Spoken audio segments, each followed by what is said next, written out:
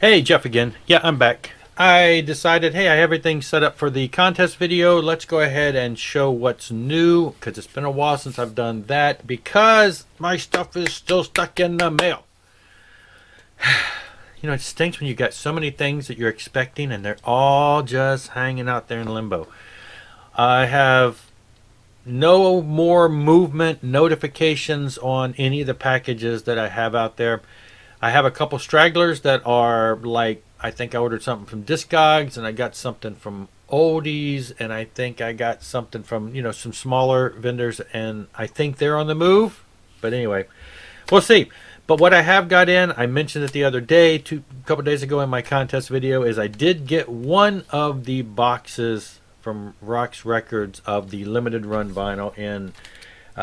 These had been pre-ordered months ago and they're finally in. I got the Ultimatum, the Mechanics of Perilous Times. First time on vinyl, only released. This is part of the Roxx 100 series, not limited run vinyl. And what that means is they're only printing 100 of them. So it is on black wax.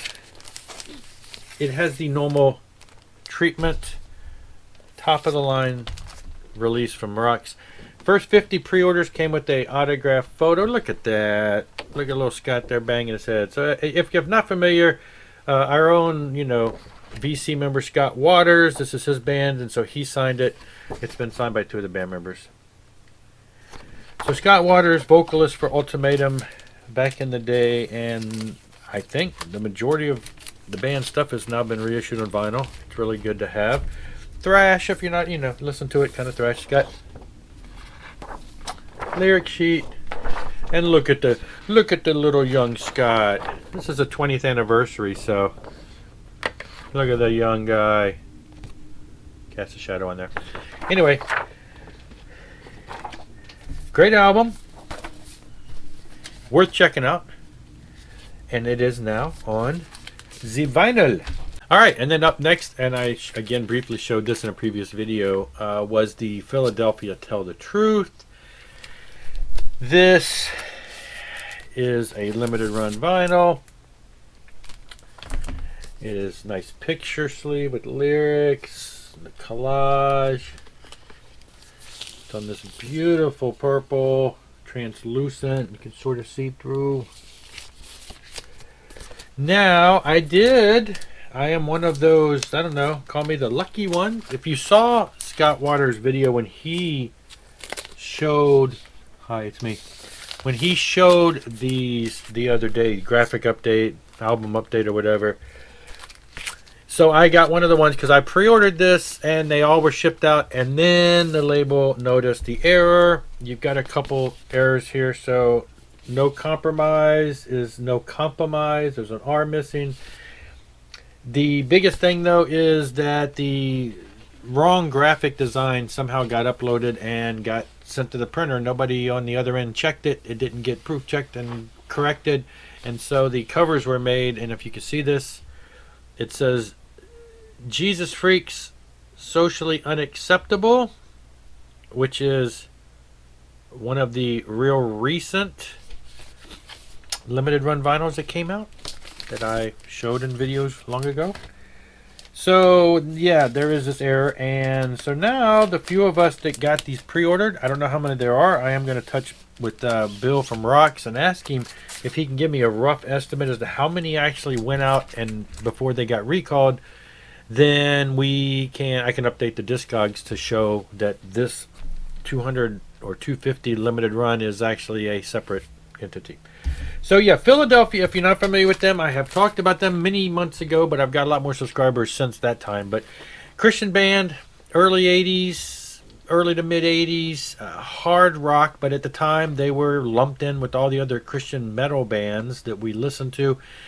I was stationed at the time in Biloxi, Mississippi, down on the Gulf Coast. These guys are from not too far away. Was it Louisiana or upstate Mississippi? They were from that area. I talked to the drummer at one point, but so you found them in the local Christian bookstore. Now, I first discovered them because a band a friend of mine who played in a Christian rock band did a cover of Tell the Truth from this album. And I'm like, who are they? And then they turned me on to this. And then I picked up their second album. So I have the original. This is the original issue. And got the paper. Nothing on the back, but it's got the paper lyrics. Pretty much the same design. The titles are much down here, real small. And get these glare out of here. Same band picture.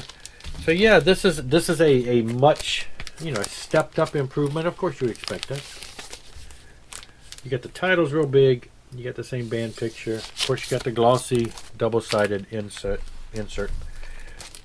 So cover design, pretty much the same. Just one's a little brighter.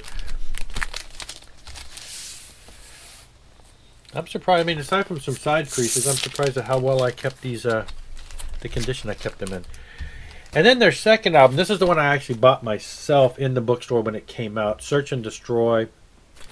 This is the original. They only had 2 albums out back in the day. And this is one of the ones that was reissued a few years ago. And they actually had a contest where they got a lot of people to color in that front picture, and then they reissued it with a colored image. And Roxx put this out, and it was in a couple editions, different colors. I got the gold, has a sticker that came with it. A lot of times they were doing that. So yeah, same cover. But yeah, they are a hard rock, at times metallic sounding band that I really appreciate. Now, the band I was in used to play songs Seek and Destroy and some songs from that album. So and Tell the Truth, and No Time for Honey from the first album. So yeah, they were one of the bands back in the day. They were lumped in with the Stripers and the Saints and the Messiah Prophet. They never got as popular as those. They did play like Cornerstone in '87 and things along that line, but I don't think, they never blew up. They kind of disappeared after the second album. There was the talk of a third album, Warlord, and it never happened. And then many, many, many years later, they reissued Seek and Destroy with a couple songs, I think Warlord and something that were from that session that had never been released, blah, blah, blah, blah. Long story short, many more years later, and they did get back together and record the songs for Warlord, and this was released, of course, by Roxx in one of their early Underground series. So this actually came out on vinyl and CD first, and then they went back and reissued the first 2 albums.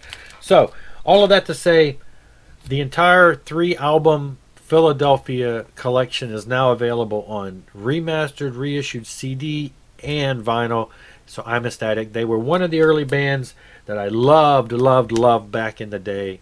Just absorbed them, and to have them all now reissued, cleaned up, and on vinyl is great.